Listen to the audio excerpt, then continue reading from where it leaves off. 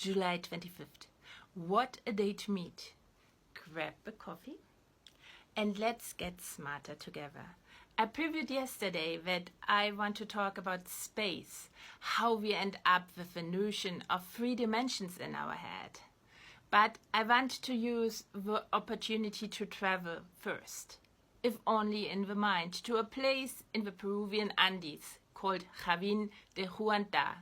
Between 1200 and 500 or 400 BC, this place extended its influence across the whole surrounding area.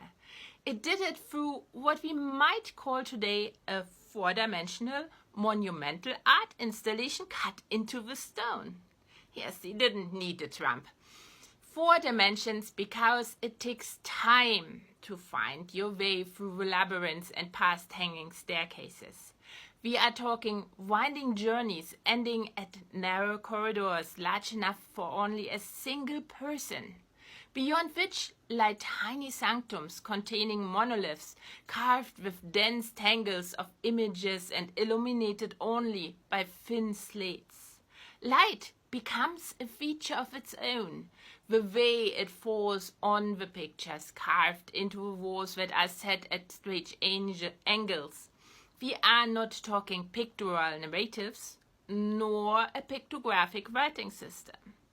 To recognize anything in the images, we need to bring time, all our senses, and an open mind. Then we might see crested eagles curl in on themselves, vanishing into a maze of ornaments, or human faces that grow snakes-like fangs, or contort into feline grimaces. With due attention, we can eventually begin to tease out recurrent images of tropical forest animals, jaguars, snakes, caimans, but just as our eyes attune to them, our fingers begin to trace their outlines in the rough, cool stone. These slip back from our awareness, winding in and out of each other's bodies or merging into complex patterns.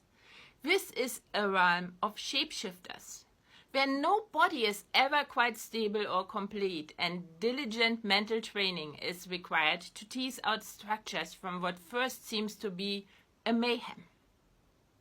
The locals say this is a place where the stones speak.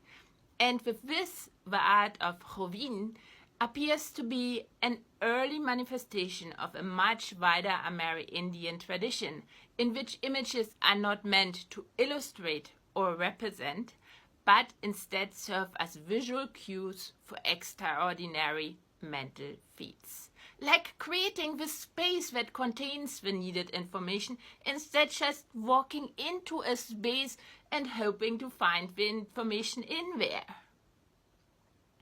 This implies that space, like time, is a creation of our mind.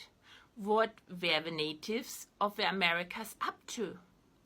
Well, frankly, what they were up to looks a lot like the concept of space in quantum physics when you approach it with an open mind, one that doesn't look down onto our ancestors, and in particular those not of European origin, with impossible angles and ambiguous shapes that speak to senses beyond vision and play with the ubiquitous energy waves around.